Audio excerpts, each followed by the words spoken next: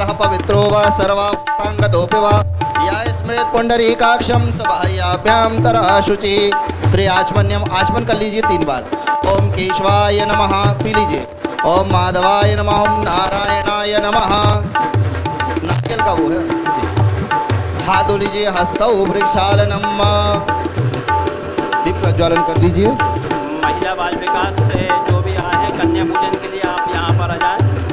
अगला जो कार्यक्रम होने जा रहा है, ओम चंद्रमा मनसो जात शशोः सूर्यो अजायतो श्रोत्राद्वायुष्य प्राणश्च मुखार्दग्निरजायत। पुष्प चावल हाथ में लीजिए। ओम हरि ओम स्वस्ति न इंद्रो वृद्धस्रवाः स्वस्ति नः पूगा विश्ववेदाः स्वस्ति नस्तारिक्षो अरिष्टनेमिः स्वस्ति नो बृहस्पतिर्दधातु द्यौः शान्तिरन्तरिक्षं शान्तिः पृथिवी शान्तिरापः शान्तिरोग। ओम चंद्रमा मनसो दीप दर्शन करवा दीजिए।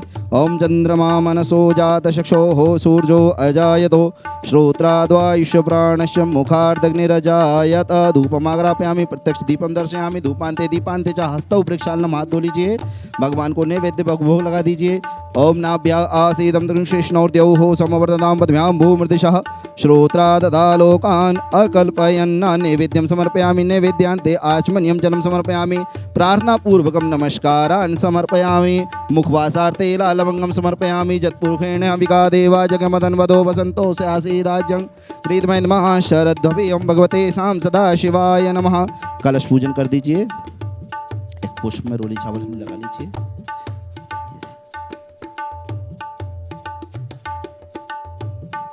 ओम नमो नमस्ते स्फटिकप्रभाय सुश्वेतहाराय सुमंगलाय सुपाशहस्ताय जशासनाय जलाधिनाथाय नमो नमस्ते। अपाम्पते वरुणाय नमः।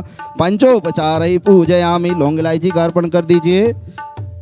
इस तरह से हाथ में ले लीजिए। भगवान सभी को भोग लगा दीजिए। इसी में से थोड़ा सा लेके सभी को हाँ रख दीजिए। ओम नाभ्या आसीदं तृष्णौर्द्यौः समवर्तां पद्भ्यां भूमृदिशः श्रोत्रा ददा लोकान् अकल्पयन्। हाथ जोड़ करके प्रार्थना कर लीजिए। विघ्नेश्वराय वरदाय सुरप्रियाय लंबोदराय सकलाय जगद्धिताय नागाननाय श्रुतियाज्ञ विभूषिताय गौरी सुताय गणनाथ नमो नमस्ते। ये 5 ईंट रखी हैं अपनी, इनकी पूजन कर दीजिए। पुष्प में रोली चावल लगा के। ओम नंदावद्रा जया चरिक्ता पूर्णेन्दु सुंदर मुखी ओम भगवते साम सदा शिवाय नमः। अब जो भी न्यूनतम कमी रह गई है पूजन में, उसके लिए हम भगवान से क्षमा मांगेंगे। गणेश पूजने गौरी पूजने कलश पूजने या न्यूनम अधिकम कृतम तेन सर्वेण सर्वात्मा प्रसन्नोस्तु सदा मम। बोलिए गजानंद स्वामी की, लक्ष्मी नारायण भगवान की, उमा महेश्वर भगवान की, शंकर पार्वती की, सरस्वती मैया की, विद्यादायिनी माँ वैष्णो देवी सरस्वती की। नमः पार्वते पदे हर हर महादेव। हाँ गैदिक करते हैं थोड़ा सा। जी जी ये कर देते हैं थोड़ा सा अपन इस पे। एक स्वस्तिक बनवा दीजिए। आप बनवा दीजिए स्वस्तिक इस पे। हाँ इसीलिए वैसे बोल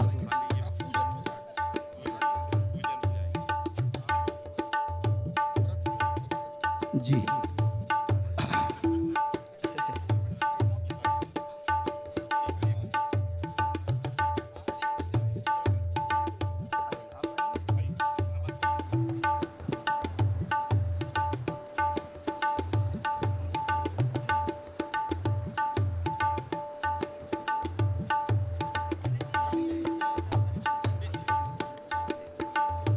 जी बस हो गया।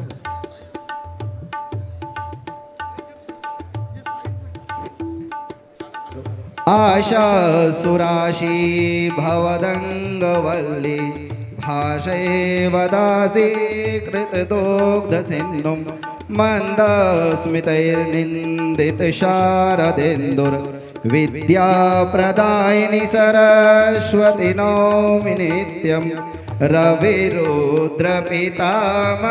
विष्णुनुतं हरिचन्दन कुङ्कुम पङ्कयोतं मुनिवृन्दगणेन्द्रसमानयोतं तव नौमि सरस्वती पादयोगं तव नौमि सरस्वती पादयोगम्।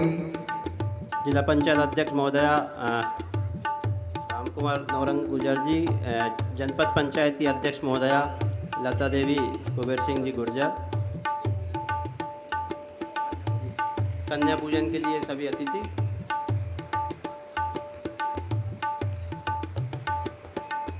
ओम नमो देव्यै महादेव्यै शिवायै सततं नमः। नमः प्रकृत्यै भद्रायै नियताः प्रणतास्मताम्। अध्यक्ष आदरणीय राजमल दादा गुप्ता जी। सभी अतिथिगण हमारी वैदिक परंपरा का निर्वहन करते हुए कन्याओं का, छोटी छोटी कन्याओं का आदरणीय पूजन। राजमल जी गुप्ता पूर्व नगर पालिका अध्यक्ष एवं पूर्व भाजपा जिला ग्रामीण अध्यक्ष, आप मंच पर आ जाए।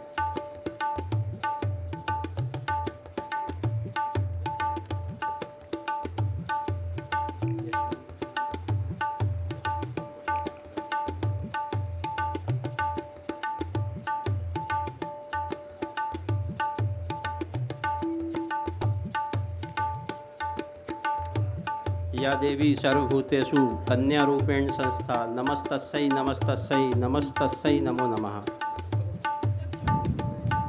ये जो भी यहाँ पर अतिथि, गणमान्य नागरिक, छात्र छात्राएं यहाँ पर खड़े हैं, आप सभी से विनम्र निवेदन है आप यहाँ पर स्थान ग्रहण कर लें। यहाँ स्थान सामने। वंदे मातरम वंदे मातरम सुजलाम सुफलाम मलयज शीतलाम शस्य श्यामलाम मातरम वंदे मातरम शुभ्रजोषिना पुलकितयामिनीं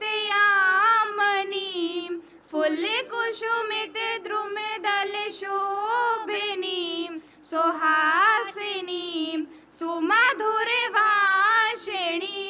सुखदां वरदां मातरं वन्दे मातरं वन्दे मातरं वन्दे वन्दे वन्दे।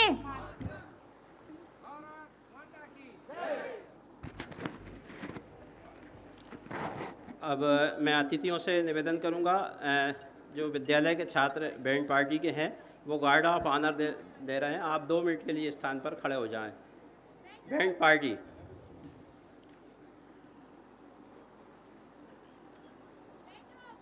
आप यही दे दो।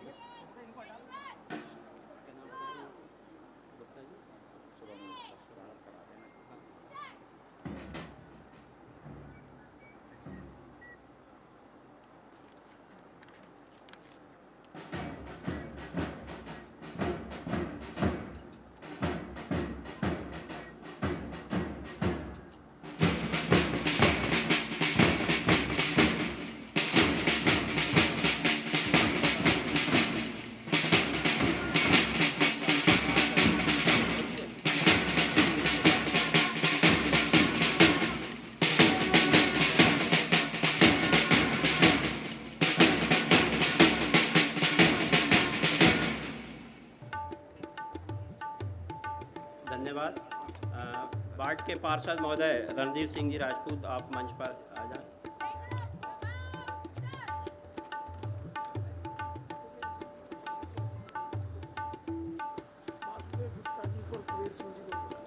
कुबेर सिंह जी जाट और वासुदेव जी गुप्ता, आप मंच पर आ जाएं।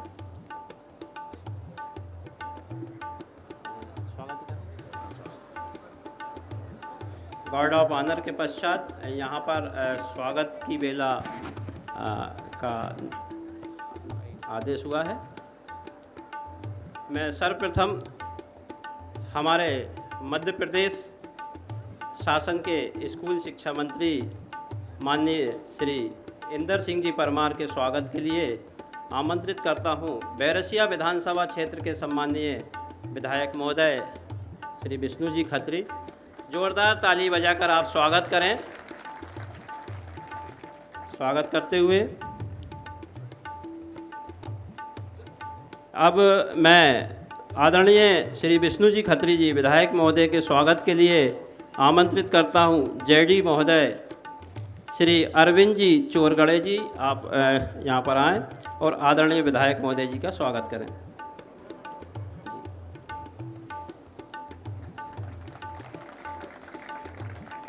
माननीय श्री केदार सिंह जी मंडलोई, अध्यक्ष भाजपा जिला ग्रामीण के स्वागत के लिए मैं विद्यालय के प्रभारी प्राचार्य श्री राकेश नागर सर को आमंत्रित करता हूँ। हाँ, श्री राकेश नागर सर। आदरणीय जिला पंचायत उपाध्यक्ष मोहन सिंह जी जाट उपस्थित हो चुके हैं। आप मंच पर आप स्थान ग्रहण करें, आपका स्वागत है। हाँ, राकेश नागर जी, आप केदार सिंह जी मंडलोई, अध्यक्ष महोदय भाजपा जिला ग्रामीण। अगला श्री भक्तपाल सिंह जी, माननीय भक्तपाल सिंह जी राठौर साहब, पूर्व विधायक एवं पूर्व जिला ग्रामीण अध्यक्ष। आपके स्वागत के लिए मैं श्री जयदीप जी सैनी, परियोजना यंत्री, आप आकर आदरणीय भक्तपाल सिंह जी राठौर साहब का स्वागत करेंगे। श्री जयदीप सिंह जी सैनी, परियोजना यंत्री। श्रीमती राम कुंवर नौरंग गुर्जर जी, जिला पंचायत अध्यक्ष महोदय के स्वागत के लिए मैं बैरसिया विकासखंड के बीआरसी महोदय श्री रामकिशन गुर्जर को आमंत्रित करता हूं। वे आएँ और जिला पंचायत अध्यक्ष महोदय का स्वागत करें। माननीय श्री गोपाल सिंह जी मीणा, पूर्व अध्यक्ष भाजपा जिला ग्रामीण के स्वागत के लिए मैं आमंत्रित करता हूं श्री जितेंद्र जी श्रीवास्तव, शिक्षक, आप आएँ और आदरणीय श्री गोपाल सिंह जी मीणा का स्वागत करें।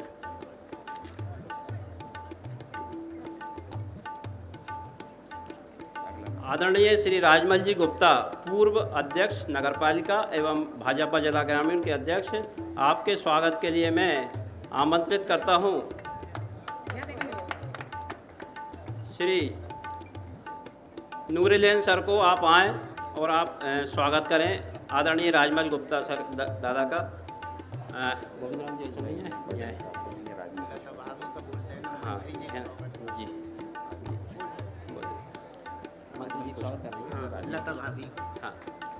हाँ। हमारे बैरसिया की सम्मानीय अध्यक्ष महोदया लता देवी गुर्जर जी, आप आदरणीय मंत्री जी का स्वागत करेंगी। लता देवी गुर्जर जी, सम्मानीय राजमल जी कुशवाहा, पूर्व नगरपालिका अध्यक्ष एवं उपाध्यक्ष भाजपा जिला ग्रामीण के सम्मान के लिए मैं श्री महाराज सिंह जी मीणा, प्रभारी, आपको आमंत्रित करता हूं। आप राजमल जी कुशवाहा का स्वागत करें। सम्माननीय श्री गोपाल दास जी आगर, वरिष्ठ भाजपा नेता एवं जिला उपाध्यक्ष भाजपा के स्वागत के लिए मैं रेखा नायक मैडम को आमंत्रित करता हूं कि आप आएँ और आप स्वागत करें। रेखा नायक मैडम, जल्दी जल्दी आते जाएं आप लोग। माननीय लता देवी कुबेर सिंह जी गुर्जर, जिला जनपद अध्यक्ष के स्वागत के लिए मैं आमंत्रित करता हूं विद्यालय की शिक्षिका मीना विश्वकर्मा मैडम, आप आएँ और लता देवी गुर्जर जी का स्वागत करें।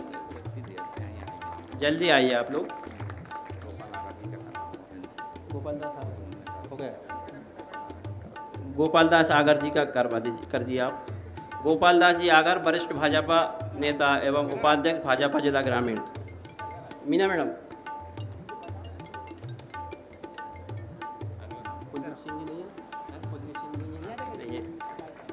श्री लक्ष्मी नारायण जी शिल्पी, जिला महामंत्री भाजपा जिला ग्रामीण के स्वागत के लिए ब्रजेश कलावत सर आएँ और स्वागत करें। ब्रजेश कलावत सर। और आशीष जी सारडा, नगर मंडल अध्यक्ष के स्वागत के लिए अनिल सेन सर, आप आएँ। मोहन सिंह जी जाट, जिला उपाध्यक्ष के स्वागत के लिए मैं हमारे विद्यालय के शिक्षक राजेश जी शर्मा को आमंत्रित करता हूं। वे आएँ और सर का स्वागत करें। राजेश जी शर्मा।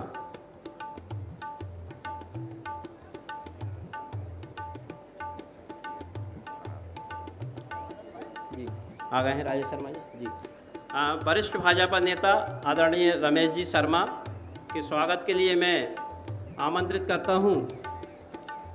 साजिया खान मैडम आप आएँ और भाजपा के वरिष्ठ नेता आदरणीय रमेश शर्मा जी का स्वागत करें।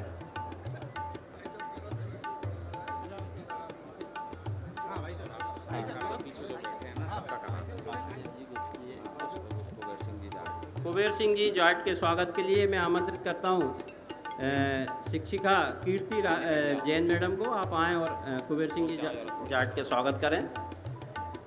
कीर्ति जैन मैडम आइए।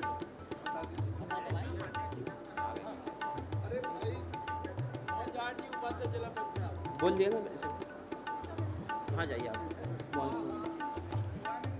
कीर्ति मैडम आप। साजिया मैडम आपको मोहन सिंह जी जाट के पास। कीर्ति मैडम आपको इधर आना।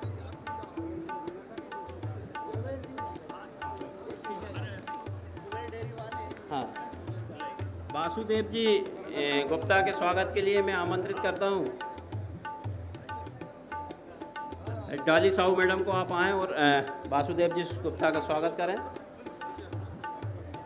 शुभम जी गुप्ता विस्तारक के स्वागत के लिए मैं आमंत्रित करता हूँ श्यामलाल नागर सर, आप जल्दी आएँ और स्वागत करें। आशीष जी का हुई क्या?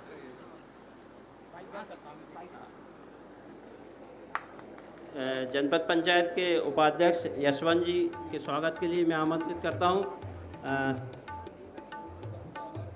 रेखा नायक मैडम को। आप आएँ और यशवंत जी उपाध्यक्ष साहब गुर्जर जी का स्वागत करें। आप इनका करिए। शुभम गुप्ता जी विद्यालय के प्राचार्य जी सभी का स्वागत कर रहे हैं। अब विद्यालय के प्राचार्य जी श्री राकेश नागर सर सबका स्वागत कर रहे हैं। सभी का कर देंगे।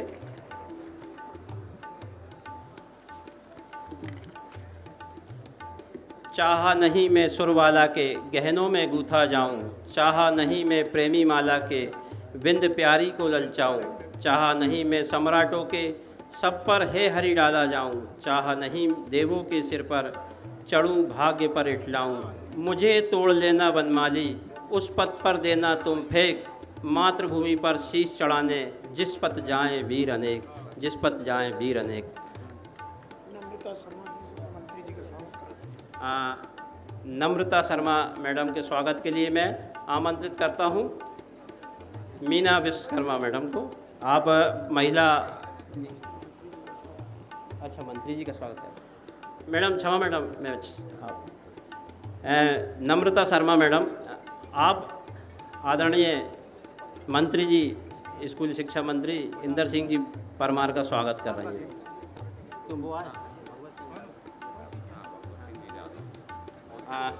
आदरणीय डीओ सर और जेडी सर के स्वागत के लिए मैं राकेश सर से अनुरोध करूंगा। आप जिला शिक्षा अधिकारी महोदय नितिन जी सक्सेना और भगवत सिंह जी जादौन भाजपा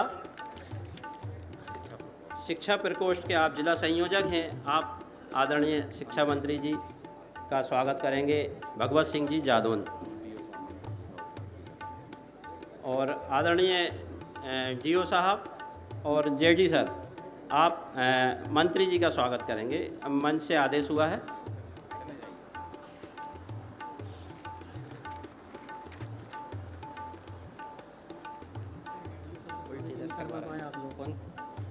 डीओ सर करो ना। हाँ कर दिया, हो गया, अब हो गया, सफा नहीं करा। डीओ सर का करो। उनका एसडीएम साहब हो गया जी जी। क्या ये इधर कुछ नहीं। मध्य प्रदेश शासन के माननीय मुख्यमंत्री महोदय आदरणीय श्री शिवराज सिंह जी चौहान की एक अनूठी पहल सीएम राइस स्कूल जो मध्य प्रदेश में संचालित हैं। हम सभी का सौभाग्य है कि हमारे बेरसिया विकासखंड के शासकीय ठाकुर लाल सिंह उच्चतर माध्यमिक विद्यालय बेरसिया को भी सीएम राइस स्कूल बनाया गया है, जिसका आज सीएम राइस स्कूल के अंतर्गत सर्व सुविधा युक्त विद्यालय भवन बनने जा रहा है, जिसका आज भूमि पूजन का कार्यक्रम यहाँ पर संपन्न हो रहा है। कार्यक्रम में मध्य प्रदेश शासन के स्कूल शिक्षा मंत्री महोदय श्री इंदर सिंह जी परमार और सभी अतिथि यहाँ पर उपस्थित हैं।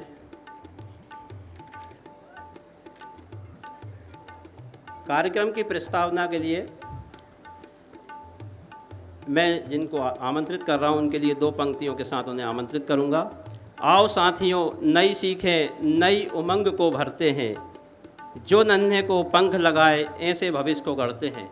इन्हीं पंक्तियों के साथ मैं भोपाल जिला शिक्षा केंद्र के जिला शिक्षा अधिकारी महोदय आदरणीय नितिन जी सक्सेना को आमंत्रित करता हूँ। वह कार्यक्रम की प्रस्तावना रूपरेखा को आप यहाँ पर विस्तार से रखें। आदरणीय जिला शिक्षा अधिकारी महोदय।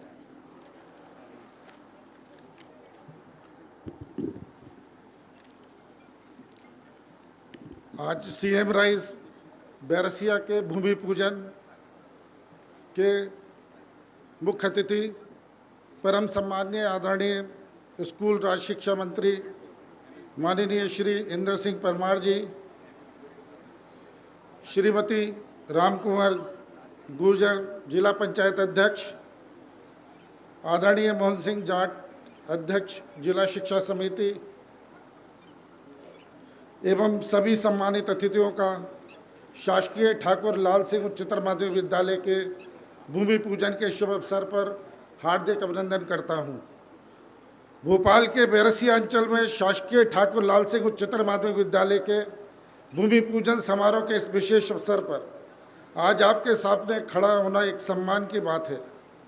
मैं इस अवसर पर मध्य प्रदेश के शिक्षा मंत्री आदरणीय श्री इंदर सिंह परमार जी के प्रयासों की सराहना करना चाहता हूं, जिन्होंने यह सुनिश्चित करने के लिए अथक प्रयास किया है कि राज्य में हर छात्र को अच्छी और गुणवत्ता वाली शिक्षा उपलब्ध हो।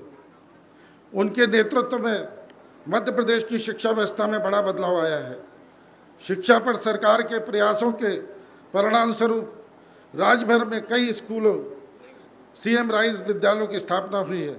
प्रत्येक बच्चे को उनकी पृष्ठभूमि की परवाह किए बिना गुणवत्तापूर्वक शिक्षा तक पहुंच प्रदान करने का मंत्री जी का दृष्टिकोण सराहनीय रहा है। इसी कड़ी में आपका ये सीएम राज विद्यालय का आज भूमि पूजन हुआ है। मैं विशेषकर भोपाल के बैरसिया क्षेत्र के विधायक श्री विष्णु खत्री जी की भी सराहना करना चाहता हूं, जो यह सुनिश्चित करते हैं के लिए अथक प्रयास कर रहे हैं कि क्षेत्र में शैक्षिक सुविधाओं के मामले में विकास की उच्चतम दर हो। शिक्षा प्रणाली के प्रति उनकी प्रतिबद्धता उल्लेखनीय रही है। हम उन्हें इस विषय में दिशा निर्देशक के रूप में पाकर भाग्यशाली हैं। मैं आपको बता दूं कि इस क्षेत्र में जब से वो आए हैं तो उन्होंने केवल यहाँ पे 15 हाई स्कूल थे, आज हमारे पास उन्होंने करीब 16 हाई स्कूलों का उन्नयन कराया है और करीब 3 हायर सेकेंडरियों का भी उन्नयन कराया है। और इसी के साथ साथ उन्होंने 22 विद्यालयों का भी निर्माण करवाया है, और जो कि एक अत्यंत प्रशंसनीय कार्य है। और उन्होंने अपने इस कार्यकाल में लगभग सभी, केवल 5 हाई स्कूल हैं जिनके अभी बिल्डिंग बनना शेष है, जिनका डीपीआर बन रहा है, बाकी सभी को बिल्डिंग उपलब्ध करा दी है।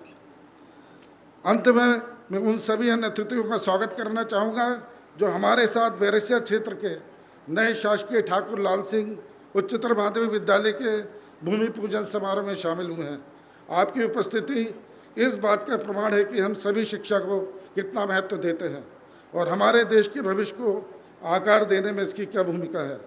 अंत में मैं मध्य प्रदेश के शिक्षा के विकास में योगदान देने वाले सभी लोगों का आभार व्यक्त करना चाहता हूं, और मैं यह सुनिश्चित करने के लिए यह मिलकर काम करने की आशा करता हूं, राज्य में प्रत्येक बच्चे को वह शिक्षा मिले जिसके वे हकदार हैं। धन्यवाद। जय हिंद।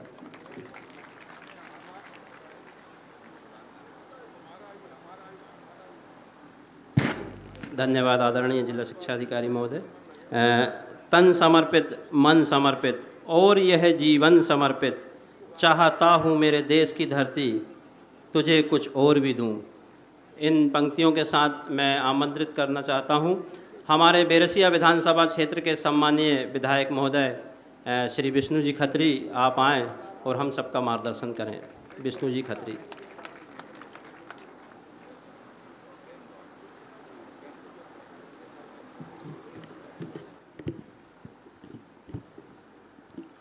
बोलिए भारत माता की। भारत माता की। ठाकुर लाल सिंह हाई सेकेंडरी स्कूल के इस पवित्र प्रांगण में आयोजित सीएम राइज स्कूल के भूमि पूजन के इस गरिमामय कार्यक्रम में आज के इस कार्यक्रम के हमारे मुख्य अतिथि मध्य प्रदेश शासन के स्कूली शिक्षा मंत्री आदरणीय इंदर सिंह परमार जी हमारे बीच में उपस्थित हैं। मैं आप सबसे अनुरोध करता हूं, एक बार जोरदार करतल ध्वनि से उनका स्वागत करें, अभिनंदन करें। मैं विधायक इस नाते से उनका स्वागत करता हूं, अभिनंदन करता हूं। मंच पर विराजमान पूर्व विधायक आदरणीय भाई साहब भक्तपाल सिंह जी, हमारे जिले के यशस्वी जिला अध्यक्ष आदरणीय भाई साहब केदार सिंह मंडलोई जी, हमारे प्रदेश कार्य समिति के सदस्य आदरणीय भाई साहब गोपाल सिंह मीणा जी, नगर पालिका के हमारे पूर्व अध्यक्ष और हमारे वरिष्ठ नेता आदरणीय दादा राजमल गुप्ता जी, हमारी जिला पंचायत की यशस्वी अध्यक्ष आदरणीय रामकुमार नौरंग सिंह गुर्जर जी, हमारे जिला पंचायत के उपाध्यक्ष और जिले की शिक्षा समिति के अध्यक्ष आदरणीय मोहन सिंह जाट जी, मंच पे विराजमान हमारे जिले के उपाध्यक्ष सम्माननीय गोपाल आगर जी, सम्माननीय राजमल कुशवाहा जी, हमारे पार्टी के वरिष्ठ नेता आदरणीय भाई साहब रमेश शर्मा जी, हमारे जनपद की यशस्वी अध्यक्ष आदरणीय लता कुबेर सिंह गुर्जर जी, हमारे महिला मोर्चे की सम्माननीय अध्यक्ष आदरणीय नम्रता शर्मा जी, हमारे मंच पे विराजमान सभी जिले के हमारे पदाधिकारीगण, हमारे अनुविभागीय अधिकारी राजस्व, हमारे सीईओ जनपद और जिले के हमारे जिला शिक्षा अधिकारी, जिले शिक्षा विभाग के सभी वरिष्ठ अधिकारीगण, हमारे सभी प्राचार्यगण, उपस्थित शिक्षकगण, नगर से पधारे गणमान्य नागरिकगण, पत्रकार बंधु, प्यारे बच्चों, आज वास्तव में बेरसिया के शिक्षा के क्षेत्र में एक विकास का नया आयाम की आधारशिला और उसके भूमि पूजन का कार्यक्रम आज माननीय मुख्य अतिथि के करकमलों से हुआ है। सीएम राइज स्कूल इस मध्य प्रदेश के अंदर शिक्षा के क्षेत्र के अंदर एक नया आयाम है। जब मैं कल बात कर रहा था हमारे प्रिंसिपल से तो उन्होंने बताया कि 15 किलोमीटर के सराउंडिंग एरिया से इसमें बच्चे आएंगे। बड़ा भवन यहाँ पर बनने वाला है। 36 करोड़ 34 लाख रुपए की राशि से ये भवन बनेगा। सर्व सुविधा युक्त ये भवन होगा और लगभग भविष्य में 2500 के लगभग बच्चे इसमें पढ़ने वाले हैं। ठाकुर लाल सिंह विद्यालय इसका एक अपना गौरव रहा है बेरसिया के अंदर। मैं माननीय मंत्री जी को रास्ते में बता रहा था कि एक समय ऐसा था कि इस विद्यालय से बड़ा एक इसका गौरवशाली अतीत रहा है, लेकिन बीच के कालखंड में बड़ा एक अव्यवस्थाओं का ये शिकार रहा है। लेकिन मैं बड़ी जिम्मेदारी से इस मंच से कह रहा हूं कि सीएम राइज स्कूल बनने के बाद ये विद्यालय अपने पुनर्वैभव को प्राप्त करेगा, गौरव को प्राप्त करेगा।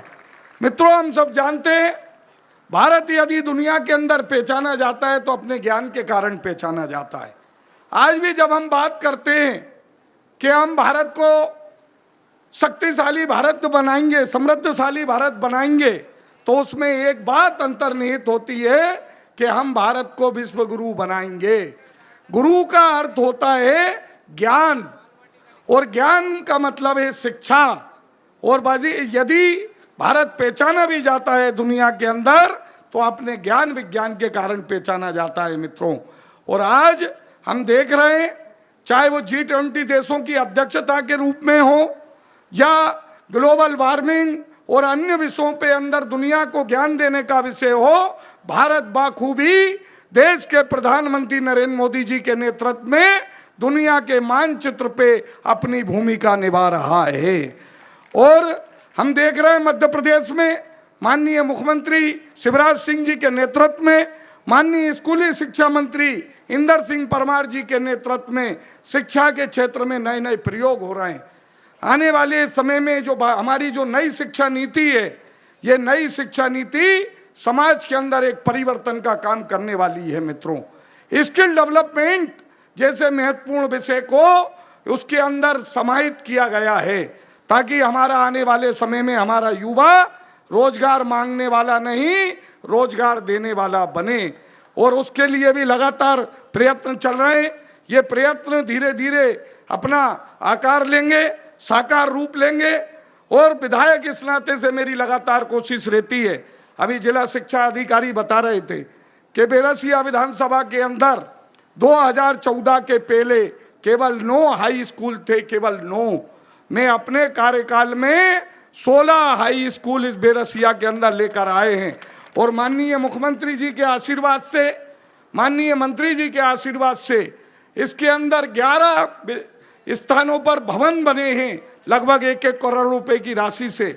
और 5 हमारे भवन बहिन जो हमारे विद्यालय थे उसके अंदर भी डीपीआर बन के तैयार होकर विभाग को पहुंच गई है। और शीघ्र ही जिस प्रकार से आज हमने यहाँ पर सीएम राइज स्कूल का भूमि पूजन किया, ऐसे ही हम उन्हें हाई स्कूलों का भूमि पूजन करेंगे और बच्चों के लिए सुविधा मुहैया कराएंगे। अभी मैं रास्ते में बात कर रहा था माननीय मंत्री जी से कि कई हमारे ऐसे विद्यालय हैं जो वास्तव में पोषक शालाएं, छात्र संख्या और दूरी के मापदंड में भी जो ये high school, high middle school से हाई स्कूल और हाई स्कूल से हाई सेकेंडरी स्कूल के उन्नयन की पात्रता रखते हैं। मेरे से लगातार धमर्रा विद्यालय को लेकर मांग होती रहती है। हमारे वहाँ के कई वरिष्ठ जन उसको लेकर चिंतित रहते हैं कि ये होना चाहिए। चाहे रतुआ जो है ये हाई स्कूल से हाई सेकेंडरी स्कूल होना चाहिए, कुलोर हो, डुंगरिया हो, बरखेड़ा बरामद हो, ये हमारे high middle school, high school के अंदर उन्नयन होना चाहिए। और इसके लिए मैं लगातार इसके लिए भी मैं प्रयत्न कर रहा हूँ। और मुझे इस मंच से बताते हुए बड़ी प्रसन्नता हो रही है कि सीएम राइस स्कूल के जो द्वितीय चरण हैं उसके अंदर लगभग 30 के आसपास हमारे विद्यालय उन्नयन होकर सीएम राइज स्कूल के अंदर शामिल होने वाले हैं।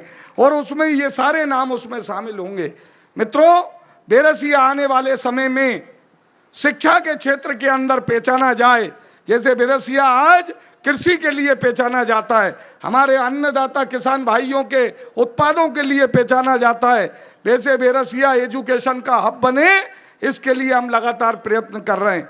आने वाले समय के अंदर लगातार चाहे वो तकनीकी शिक्षा हो, आदर्श ITI का शानदार भवन यहाँ पर बना है, महाविद्यालय का नवीन भवन बना है, उसकी क्षमता वृद्धि हुई है, अनेक काम यहाँ पर इस दिशा में हुए हैं। 2 हम हाई सेकेंडरी स्कूल, चाहे वो स्वाया हो, नाई संबंध हो, ये यहाँ पर उन्नयन हुए हैं। और आने वाले समय में हमारी कोशिश होगी कि ये सीएम राइज स्कूलों के माध्यम से बेरसिया के अंदर शिक्षा का एक जाल बिछे। जैसे यहाँ अच्छी सड़कें बनी हैं, अच्छे विद्यालय हों, चिकित्सा की सुविधाएं हों और बेरसिया विधानसभा एक समग्र विकास के रूप में पहचानी जाए, इस दिशा में लगातार प्रयत्न चल रहे हैं। आज इस अवसर पर आप सब बड़ी संख्या में यहाँ पर उपस्थित हुए हैं, यहाँ पर बड़ी संख्या में हमारे वरिष्ठ जन उपस्थित हुए हैं। मैं विधायक इस नाते से आप सभी का स्वागत करता हूँ, अभिनंदन करता हूँ। ये विद्यालय जल्दी बने ताकि हमारे बच्चों को इसकी सुविधा मिल सके, अच्छी जो पढ़ाई यहाँ पर वो कर सके। क्योंकि जब हम पढ़ते थे तो उसमें संस्कृत में एक सुभाषित मुझे याद आता है, उसका भावार्थ कि विद्या विनय को देती है, विनय से योग्यता आती है, योग्यता से धन, धन से धर्म और अंत में सुख की प्राप्ति होती है। और जो चारों पुरुषार्थों का जो हमें एक सनातनियों का लक्ष्य रहता है कि मोक्ष की प्राप्ति, उसका यदि कोई माध्यम है वे शिक्षा है। और ये बढ़े और लोगों को प्राप्त हो, सुलभ प्राप्त हो, सुगम प्राप्त हो, इसके लिए निरंतर बेरसिया विधानसभा में काम हो रहा है। माननीय मंत्री जी के आशीर्वाद से ये प्रयत्न जारी है, आगे ये प्रयत्न और साकार रूप लेंगे। बहुत बहुत धन्यवाद। भारत माता की जय। नरेश जी शर्मा, जिला मंत्री, आप मंच पर आ जाएं। नरेश जी शर्मा। मातृभूमि गान से गूंजता रहे गगन, स्नेह नीर से सदा फूलते रहे सुमन। जन्म सिद्ध भावना स्वदेश का विचार हो, जन्म सिद्ध भावना स्वदेश का विचार हो और रोम रोम में रमा स्वधर्म संस्कार हो। इन्हीं पंक्तियों के साथ मैं आज के मुख्य अतिथि स्कूल शिक्षा मंत्री माननीय श्री इंदर सिंह जी परमार को आमंत्रित करता हूं, आप आएँ और हम सबका मार्गदर्शन करें। आदरणीय इंदर सिंह जी चौहान, स्कूल शिक्षा मंत्री।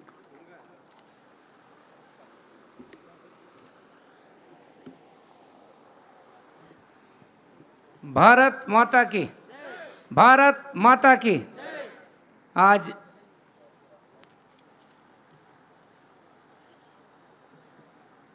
ठाकुरलाल सिंह उच्चतर माध्यमिक विद्यालय के दिव्य और भव्य भवन के भूमि पूजन के अवसर पर मंच पर विराजमान हमारे क्षेत्र के लोकप्रिय विधायक आदरणीय विष्णु खत्री जी, जिला पंचायत के अध्यक्ष श्रीमती राम कुंवर गुजर जी, हमारे उपाध्यक्ष आदरणीय मोहन सिंह जाट साहब, भारतीय जनता पार्टी के जिले के सम्मानीय अध्यक्ष केदार सिंह जी, हमारे पूर्व विधायक आदरणीय भगपाल सिंह जी,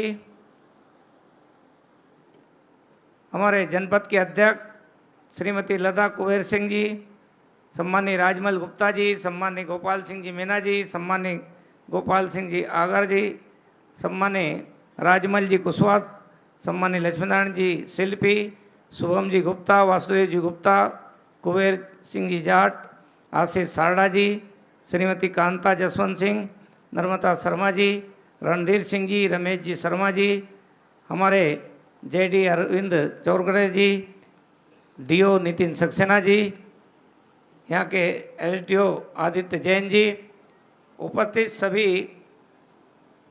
इस विद्यालय परिवार के प्राचार्य सहित सभी शिक्षक बंधु भगिनी, अन्य गणमान्य नागरिक बंधुओं, पत्रकार साथियों, बेटे बेटियों में सबको नमस्कार करता हूँ, प्रणाम करता हूँ। आज राष्ट्रीय शिक्षा नीति के कॉन्सेप्ट में जिस प्रकार के विद्यालय बनाना चाहिए, उस पर मध्य प्रदेश में जो काम प्रारंभ हुआ है, बैरसिया के इस महत्वपूर्ण विद्यालय जिसकी अपने आप में प्रसिद्धि रही है, समय के साथ कुछ उतार चढ़ाव भी आए हैं, लेकिन फिर से उस विद्यालय को वही गौरव प्रदान करने का काम मध्य प्रदेश की सरकार सम्मानित शिवराज सिंह जी चौहान के नेतृत्व में प्रदान करने जा रही है। और मैं बधाई देना चाहता हूं यहाँ के विधायक जी को कि आपने जिस प्रकार से प्रयत्न किया और सीएम राइस में अपने क्षेत्र के विद्यालयों को जोड़ने के लिए प्रयास किया, इसलिए मैं बधाई देता हूं आपको। आज सभी लोगों को बधाई देता हूं कि आपके यहाँ एक ऐसी बिल्डिंग शायद हम कभी विचार भी नहीं कर सकते हैं, हमने वहाँ तक सोचा भी नहीं है, क्योंकि हमारे सामने कोई प्राइवेट विद्यालय चलाने वाली जो स्कूल होते हैं वहाँ बिल्डिंग देखते हैं तो वो बिल्डिंग अच्छी दिखती है सरकारी बिल्डिंग से, और इसलिए हमने जितना प्राइवेट स्कूलों की बिल्डिंग देख करके अपना मन बनाया होगा, ये उन विद्यालयों से भी भव्य बिल्डिंग बनेगी। और इसलिए 36 करोड़ 34 लाख रुपए का खर्च उसमें आने वाला है। आप कल्पना कर सकते हैं कि भवन की भव्यता क्या होगी, क्या क्या सुविधाएं होने वाली है। सीएम राइस विद्यालय की जब हम बात करते हैं तो हमने सर्व सुविधायुक्त शब्द का उपयोग किया है। अब सर्व सुविधायुक्त यानी क्या क्या होगा? कक्षा लगाने के लिए पर्याप्त रूम होंगे, लैब होगी, और लैब कितने प्रकार की होगी? 8 प्रकार की लैब होगी, लाइब्रेरी होगी, स्मार्ट क्लासें होगी, अच्छा खेल का मैदान होगा, सर्व सुविधायुक्त सब प्रकार की सुविधाएं होगी। लेकिन और जो बदलाव करने जा रहे हैं, एक मेरे सामने भी नक्शा दिया, उसमें इन्होंने लिखा किंडर गार्डन, यही लिखा है ना। अभी किंडर गार्डन क्या है भाई, कोई बता सकते हैं?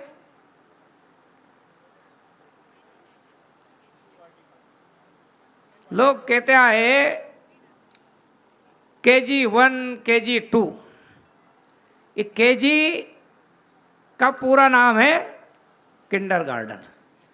अब जब हमने पूछा कि भाई ये आया कहाँ से, ये किस धरती से आया, इसका मतलब क्या होगा, तो शायद जो बोलते हैं उनको भी नहीं मालूम है। पर एक नकल करने का प्रवाह इस देश में बना दिया गया और उस पर सारा समाज बोलने लगता है, उधर चलने लग जाता है। इस शब्द का भारत की परंपरा से, भारत की मान्यताओं से कोई संबंध नहीं है। और इसलिए अब हमने तय किया है, और हमने नहीं केवल पूर्व भारत सरकार ने तय किया, राष्ट्रीय शिक्षा नीति में तय किया है कि अब जो पूर्व प्राथमिक कक्षाएं, अभी तक हम सरकारी स्कूलों में पहले से प्रारंभ करते थे, लेकिन हम पहली के पहले 3 साल की शिक्षा देने वाले हैं, जिनको हम बाल वाटिका कहेंगे। और मध्य प्रदेश की धरती पे हमने उन 3 साल की जो पढ़ाई होगी उसको कहा है अरुण, उदय और प्रभात। पहले साल को अरुण, दूसरे को उदय और तीसरे साल को प्रभात करके संबोधित करेंगे। चाहे वो सरकारी स्कूल होंगे, चाहे वो प्राइवेट स्कूल होंगे, समान रूप से सब पे नियम लागू होने वाला है। और इसलिए जो शिक्षा नीति की जब चर्चा की जाती है तो स्वाभाविक रूप से लोग कहते हैं 4 साल लगे क्या चिंतन करने में। हाँ, मैं बताना चाहता हूँ 4 साल लगे। वो 4 साल इसलिए लगे हैं देश को कि जिन लोगों ने हमारे देश की शिक्षा के व्यवस्था को बर्बाद करने का संकल्प लिया था, उन्होंने कितने साल लगाए थे। क्या कभी पुराना गुलामी का इतिहास उठाकर देखा है? अंग्रेजों ने जब इस देश की शिक्षा को बर्बाद करना, नष्ट करने का संकल्प लिया, क्योंकि हमारे देश के पास उस समय 7 लाख से अधिक गुरुकुल होते थे। इसका मतलब हर गांव में विद्यालय होता था, हर गांव में गुरुकुल होता था। फिर अंग्रेजों ने कहा हमारे बारे में कि भारत के लोग अशिक्षित है, गंवार है, सपेरे है। जिस देश के पास में 7 लाख गुरुकुल हो, चीन के पास आज भी 5 लाख विद्यालय है, हमसे बड़ा देश है। आबादी में भी अभी बड़ा है और क्षेत्रफल में 3 गुना बड़ा है। आज भी उनके पास 5 लाख केवल विद्यालय है, और हिंदुस्तान के पास आज 15 लाख विद्यालय है। और उस 200 साल पहले हम 7 लाख गुरुकुल वाले देश होते थे, फिर भी हमारे लोगों को निरक्षर लिख दिया। अंग्रेजों के रिकॉर्ड के अनुसार उस समय भारत की साक्षरता दर 90% थी, लेकिन भारत के लोगों की रिकॉर्ड के अनुसार हमारे देश की साक्षरता, अंग्रेज जब आए तब हम 97% साक्षर थे, यानी महिला पुरुष सब पढ़े लिखे होते थे। ये देश निरक्षरों का देश नहीं था, ये देश गंवारों का देश नहीं था। लेकिन जानबूझ करके हमारे विद्यालय बंद किए और अपने अंग्रेजी स्कूल थोपे, बहुत कम संख्या में बनाए। राजा महाराजा की संतानों को पढ़ने के लिए उन कैंपसों को खोला। शेष समाज उसके कारण से, क्योंकि कोई विद्यालय नहीं था, तो शेष समाज शिक्षा से दूर होता गया। बाद में उन्हीं अंग्रेजों ने हमारे पुरखों के बारे में लिखा कि ये निरक्षर है, गंवार है। ये बहुत बड़ा षड्यंत्र हिंदुस्तान के लोगों के साथ अंग्रेजों ने किया था। अंग्रेजों को तो स्वाभाविक रूप से करना चाहिए था, और इसलिए उन्होंने गलत इतिहास पढ़ाने की व्यवस्था की, गलत तथ्यों के आधार पर इतिहास की पुस्तकें लिखने का काम कराया। अपने जो चाटुकार इतिहासकार थे, उन चाटुकार इतिहासकारों के माध्यम से हिंदुस्तान के गौरवशाली इतिहास को, गौरवशाली परंपराओं को, भारत की सांस्कृतिक विरासत को बदल करके झूठे तथ्यों के आधार पर हमारे देश पर झूठा इतिहास थोपा गया है। इतिहास कभी गलत नहीं होना चाहिए। इतिहास सही तथ्यों के आधार पर होना चाहिए, सही बात के आधार पर होना चाहिए। लेकिन अंग्रेजों ने गलत पढ़ाया। अंग्रेजों ने तो पढ़ाया, लेकिन इस देश में जो स्वतंत्रता के बाद सरकार बनी, उस सरकार ने भी वही गुलामी का इतिहास, वही हीन भावना पैदा करे हिंदुस्तान के लोगों में, वही इतिहास पढ़ाने का काम निरंतर जारी रखा। 2014 में इस देश में बड़ा बदलाव हुआ। देश की जनता ने उत्साह और जोश के साथ में भारत के प्रश्नों का, भारत के समाज के प्रश्नों का समाधान करने के लिए कोई सरकार होना चाहिए। ऐसी सरकार बनाने का काम किया। देश के प्रधानमंत्री नरेंद्र मोदी जी के नेतृत्व में ऐसी सरकार बनी और उस सरकार ने संकल्प लिया कि हम हमारी शिक्षा नीति, वो शिक्षा नीति जिसके आधार पर कभी देश विश्वगुरु कहलाता था, वो शिक्षा नीति जिसके आधार पर हम श्रेष्ठ नागरिकों का निर्माण करते थे, उसको फिर से भारत के लोगों को अंगीकार करना चाहिए। इसलिए 4 साल का मंथन हुआ। लेकिन अंग्रेजों ने कितने साल का मंथन किया था? नष्ट करने वालों ने कितने साल का मंथन किया था? 1813 में ब्रिटिश पार्लियामेंट में कानून बना करके भारत की संस्कृति और हमारे देश की शिक्षा का सर्वे का काम प्रारंभ किया और उनका आंकड़ा कहता है कि 7 लाख गुरुकुल, 90% साक्षरता दर। और बदलने का निर्णय कब लिया उन्होंने? हमारी जो श्रेष्ठ शिक्षा पद्धति थी, जहां भेदभाव नहीं था, समाज आधारित थी, सरकारों का कोई योगदान नहीं था, उसको बंद करने का निर्णय 1835 में किया। यानी 22 साल तक अंग्रेजों ने तैयारी की कि इस देश की शिक्षा को किस प्रकार से समाप्त कर दिया जाए कि इस देश के लोग केवल यस सर कहने वाले बन जाए, घर के मालिक नहीं बने, स्वाभिमान का भाव नहीं जगे, केवल धंधा प्राप्त करने के लिए लड़ने वाले बन जाए, अपने पेट की चिंता करने वाले बन जाए, उसके लिए गुलामी भी स्वीकार कर ले तो कोई तकलीफ नहीं होना चाहिए। इसे नागरिक निर्माण करने का काम उस शिक्षा ने किया। आज़ादी के बाद सबको अपेक्षा थी कि देश के लोग गुलामी के चिन्ह को सब क्षेत्र से हटाना चाहिए। अंग्रेजों को शारीरिक रूप से तो हमने हटा दिया, लेकिन उनके विचार को, उनके दर्शन को वर्षों तक ये देश झेलता आया। शिक्षा में तो लगातार वही काम चलता रहा और इसलिए आज भी जब हम कोई किताब उठा के देखते हैं तो उसमें पढ़ाया जाता है कि वास्को डी गामा ने, कई तो लिख देते हैं भारत की खोज की, कई लिखते हैं कि समुद्र मार्ग की खोज की, और बहुत सारे लोग लिखते हैं कि भाई एक कोलंबस था, वो अमेरिका पहुंच गया, वहाँ के लोगों को रेड इंडियंस कह दिया और उसने अमेरिका की खोज की। अब ये 2 प्रश्न ऐसे हैं, दोनों इतने झूठे तथ्यों के आधार पर हमारे इतिहासकारों ने आज़ादी के बाद भी हमारे को पढ़ाने का काम किया है। ना तो वास्को डी गामा ने भारत के समुद्री मार्ग की खोज की है। वास्को डी गामा जब भारत में आना चाहता था, आया जरूर, ये बात सही है, लेकिन तब तक हिंदुस्तान के व्यापारी, दुनिया के 1498 में वो भारत आया, उसके पहले भारत के व्यापारी दुनिया के मार्केट में लंबे समय से जाते रहे हैं और 50 साल नहीं, 400-500 साल पहले का तो इतिहास में साक्ष्य मिलते हैं कि भारत के व्यापारी 11वीं शताब्दी से सागौन का व्यापार करने दुनिया के देशों में जाते रहे। और इसलिए वास्को डी गामा ने नहीं, वास्को डी गामा ने तो भारत के चंदन नाम के व्यापारी से, जो उसके देश में व्यापार करने गया था, उससे भारत का मार्ग पूछा, समुद्री मार्ग पूछा, लेकिन इतिहासकारों ने लिख दिया कि वास्को डी गामा ने समुद्री मार्ग की खोज की। इसलिए यह तथ्य गलत है, यह इतिहास में गलत पढ़ाया गया है।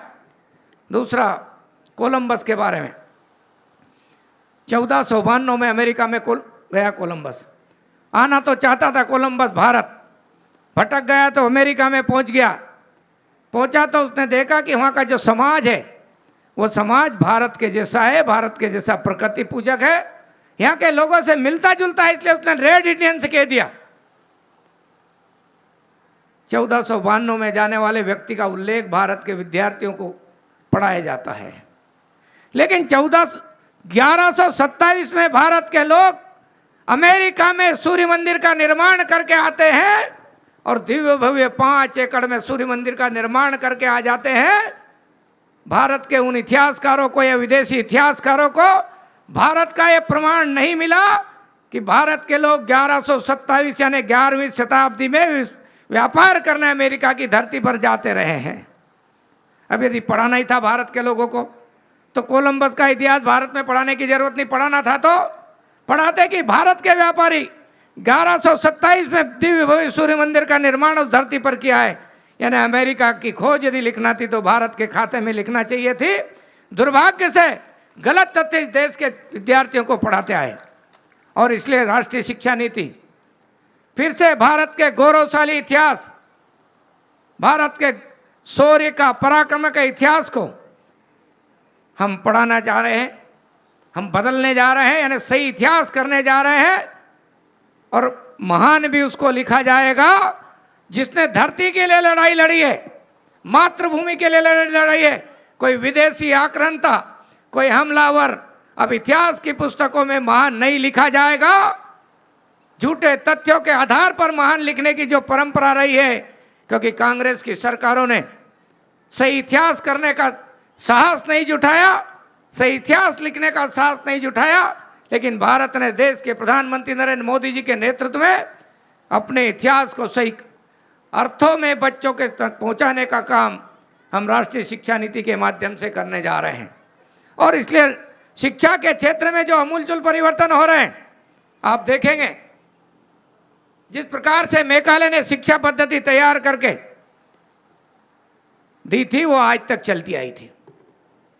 इसलिए रटने वाली शिक्षा पद्धति थी। रटने के सिस्टम को भी हम बंद करने जा रहे हैं। और जो कॉन्सेप्ट है बाल वाटिका का, ये 3 साल की जो पढ़ाई कराएंगे, जो बेटे बेटियों को स्कूलों में सिखाने का काम करेंगे, वो पुस्तकों के बोझ से मुक्त होने वाली है, बस्तों के बोझ से भी मुक्त होने वाली है। खेल खेल में शिक्षा, प्रकृति और संस्कृति के माध्यम से शिक्षा देने का काम किया जाएगा। यही शिक्षा भारत की, जब भारत विश्वगुरु कहलाता था तब की शिक्षा पद्धति का आधार यही शिक्षा थी। उसी शिक्षा को इस देश ने फिर से अंगीकार किया है। और इसलिए मैं कहूँगा कि जो सीएम राइस योजना का लिए विद्यालय बनाने का जो कॉन्सेप्ट है, ये भी राष्ट्रीय शिक्षा नीति का एक हिस्सा है। हम हमारे बेटे बेटियों को हमारे भारत की जड़ों से जोड़ते हुए, अपने देश की, अपनी धरती से जोड़ते हुए हम विश्व स्तरीय शिक्षा भी देना चाहते हैं, ताकि दुनिया के मंच पे भारत के लोग किसी प्रकार से कमजोर नहीं दिखे। हमारे देश के बेटे बेटियों में, हमारे देश के विद्यार्थियों में गर्व का भाव पैदा करने का काम हमारी शिक्षा नीति करने जा रही है। और इसलिए मध्य प्रदेश में हमने सीएम राइस विद्यालय को स्थापना करने का जो निर्णय किया, हमने अभी कई बदलाव किए हैं। आरटी के तहत 5वीं और 8वीं की परीक्षाएं बंद कर दी थी। गत वर्ष हमने सरकारी स्कूलों में 5वीं और 8वीं की परीक्षा आयोजित की थी। इस साल हमने 5वीं और 8वीं की प्राइवेट और सरकारी दोनों प्रकार की संस्थाओं में परीक्षा ली है और बहुत अच्छे से परीक्षाएं संपन्न हुई है।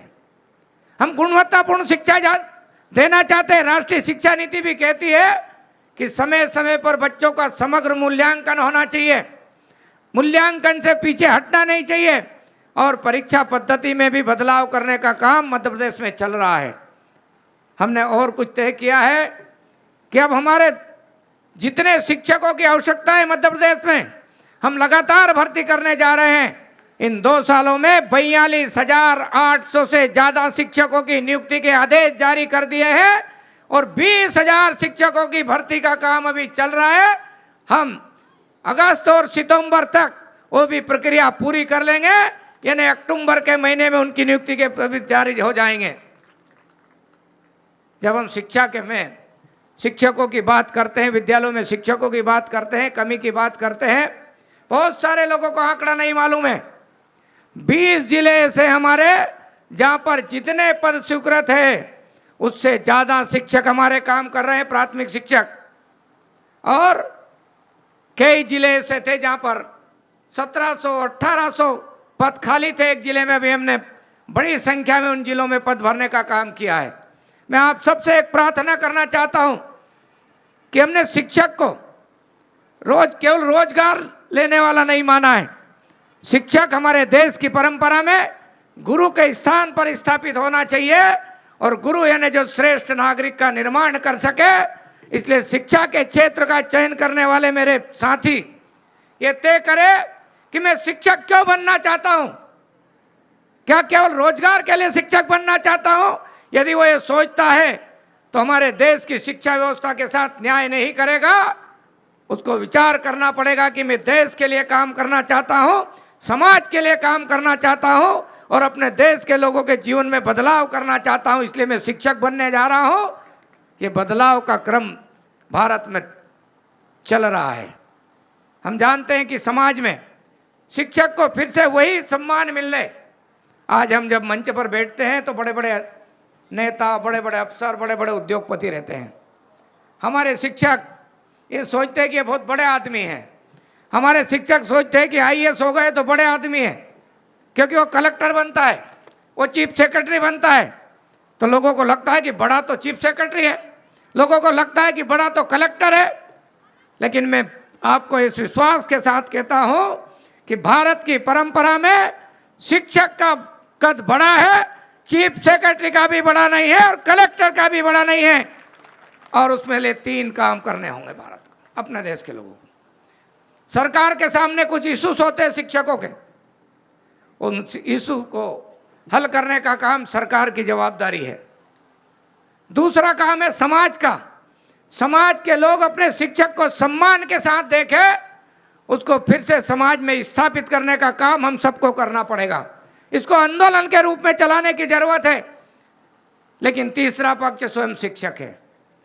शिक्षक को भी अपने व्यवहार से, अपने परिश्रम से, अपने समर्पण से अपने विद्यार्थियों के जीवन में कितना परिवर्तन ला सकते हैं, उनके साथ कितने समरस हो सकते हैं, ये उनका परिश्रम ही उनको अपने समाज में वो गुरु का स्थान दिलाने का काम करेगा। इसलिए सरकार, समाज और शिक्षक मिलकर के हम अपने देश की व्यवस्था को सर्वश्रेष्ठ स्थान पर पहुंचाने का संकल्प ले रहे हैं।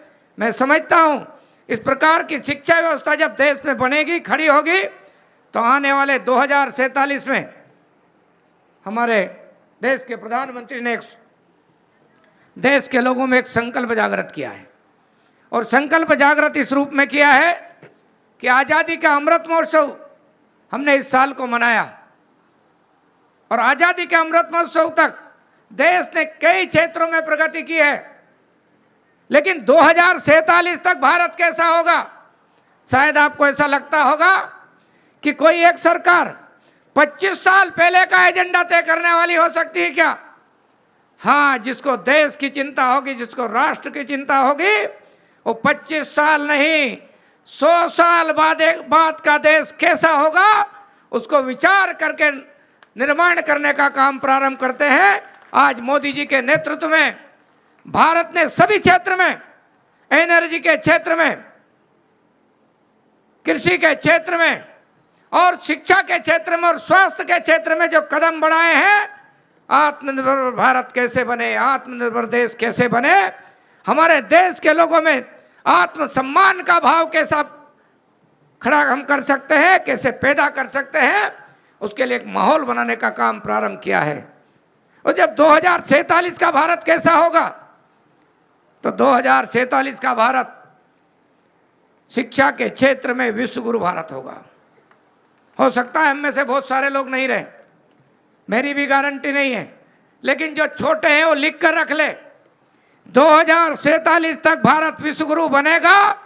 दुनिया को ज्ञान देने का काम भारत करेगा, अपनी शिक्षा, अपनी भाषा के आधार पर करेगा। दुनिया में ज्ञान देने का काम भारत फिर से करने वाला है। और भारत केवल अपने देश के लोगों का भरण पोषण करने वाला भारत नहीं बचेगा। आज तो हम इतने आत्मनिर्भर खाद्यान्न के क्षेत्र में हो गए, हमारे किसानों ने खाद्यान्न का भंडार भरा है। आज भी हम कई देशों के भूख मिटा सकते हैं, कई देशों के लोगों की भूख मिटाने का काम कर सकते हैं, उनका पेट भर सकते हैं। लेकिन 2047 तक का भारत आज के भारत से कई गुना आगे बढ़ेगा, और यदि आवश्यकता पड़ी तो विश्व का भरण पोषण भारत करने का सामर्थ्य रखने वाला भारत बन जाएगा। ऐसा शक्तिशाली भारत, संपन्न भारत, और विश्व के मंच पे केवल भारत माता का उद्घोष होगा। इस प्रकार का भारत हमें देखने का अवसर मिलने वाला है। इसलिए हम इस संकल्प के साथ में कि 2047 का भारत जब हम देखेंगे तो एक चौपाई हमको आज भी है, आगे भी रहने वाली है, रामचरितमानस में लिखी है। जब भरत जी का, राम जी का और लक्ष्मण और शत्रुघ्न का नामकरण हो रहा था, कई बड़े बड़े ज्योतिषी दरबार में आकर बैठे थे। दशरथ जी और पूरे परिवार के साथ वो नामकरण करते जा रहे थे। राम जी का नामकरण कर दिया, राम जी कैसे होंगे।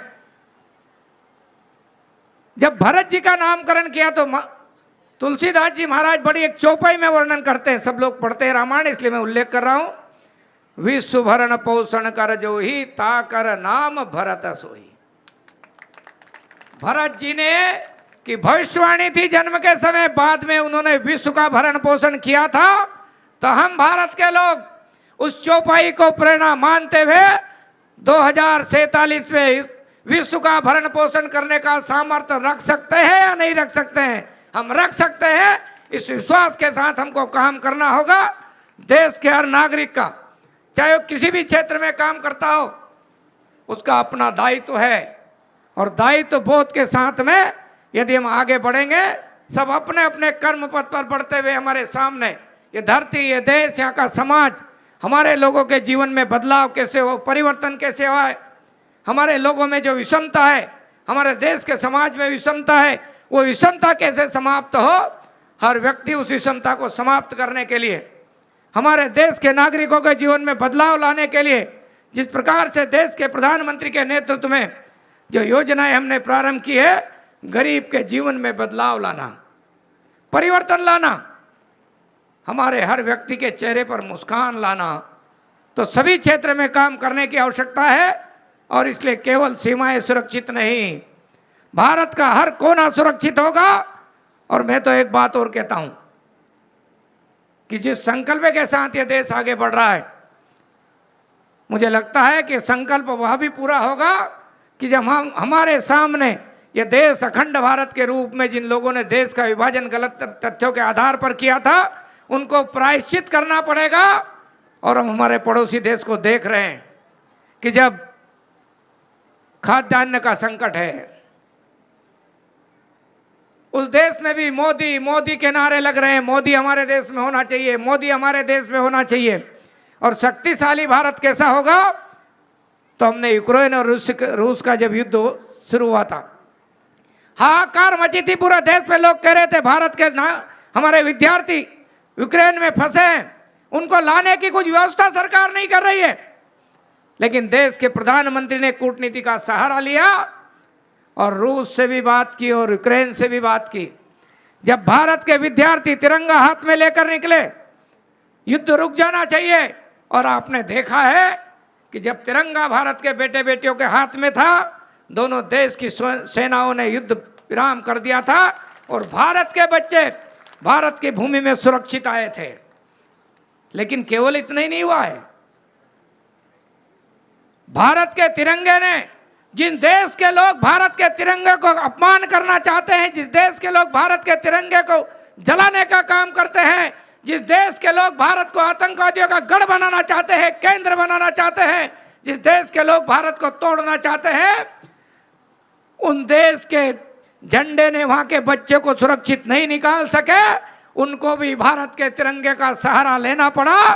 इसका मतलब आप समझ सकते हो कि भारत का तिरंगा भारत के बेटे बेटियों की तो रक्षा करने का सामर्थ्य रखता ही है, पाकिस्तान और बांग्लादेश के बेटे बेटियों की रक्षा करने का काम किया है।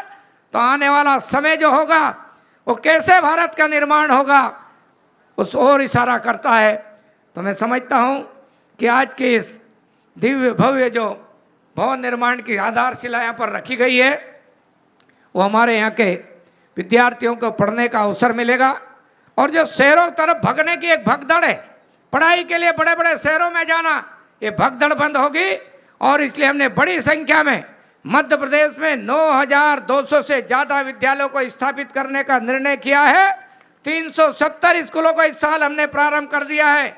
आने वाले समय में स्टेप बाय स्टेप हम और विद्यालयों को सर्व सुविधा युक्त बनाने का काम करेंगे, ताकि हमारे बेटे बेटियां मध्य प्रदेश की शिक्षा के स्तर को ऊंचा उठाते हुए, और अभी अपने आपने देखा होगा जब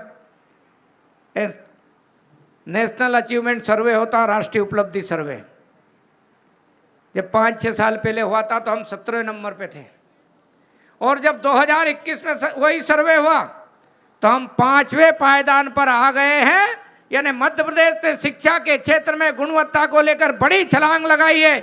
और मुझे तो विश्वास है, क्योंकि हमारे शिक्षक सबसे ज़्यादा योग्य शिक्षक है तो सरकारी विद्यालयों के हैं, सबसे ज़्यादा योग्यता रखते हैं तो सरकारी विद्यालय के हैं। और जब जिस गति से उनके परिश्रम करने का माहौल बन रहा है, आने वाले समय में हम पहले स्थान पर, देश के अन्य राज्यों के साथ पहले स्थान पर आ जाएंगे। इस प्रकार का परिश्रम और मेहनत हमारे शिक्षा विभाग के सभी अधिकारी कर रहे हैं, सभी हमारे शिक्षक बंधु भगिनी कर रहे हैं। मैं उन सबको अपने लक्ष्यों के लिए उन्होंने शिक्षा के क्षेत्र को चुना है और अपने जीवन को समर्पित करने का निर्णय किया है कि हम शिक्षक बनकर के राष्ट्र निर्माण का काम करेंगे। मैं सभी ऐसे शिक्षक बंधु भगिनी को प्रणाम करता हूं। हम सब लोग मिलकर एक देश में मध्य प्रदेश अच्छे स्थान पर पहुंचे, उसके लिए परिश्रम करें, मेहनत करें।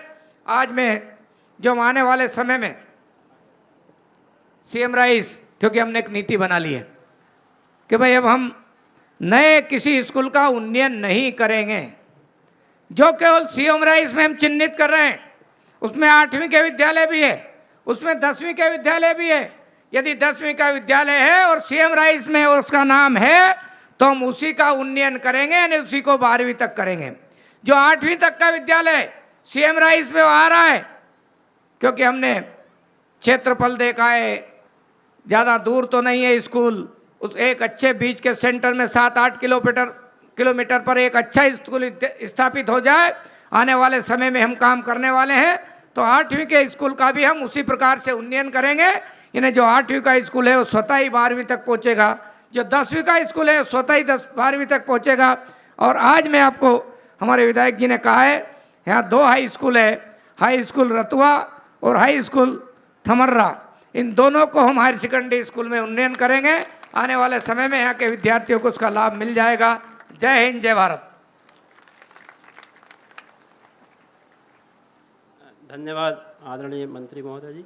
मध्य प्रदेश शिक्षक संघ के बैरसिया की इकाई एवं राजीव शर्मा जी, मध्य प्रदेश शिक्षक संघ के प्रांतीय सचिव, आदरणीय मंत्री महोदय श्री इंदर सिंह जी परमार का स्वागत करना चाहते हैं। आप सभी आमंत्रित हैं। श्री दिनेश जी शुक्ला, सुनीता स्वर्णकार जी, बाकी अन्य दल के जो शिक्षक संघ हैं, वो उसके सदस्य हैं, वो सभी आ जाएं जी। इनके पश्चात MS बिल्डकॉन के शाकिर साहब, आप इनके पश्चात आप स्वागत करेंगे MS बिल्डकॉन के।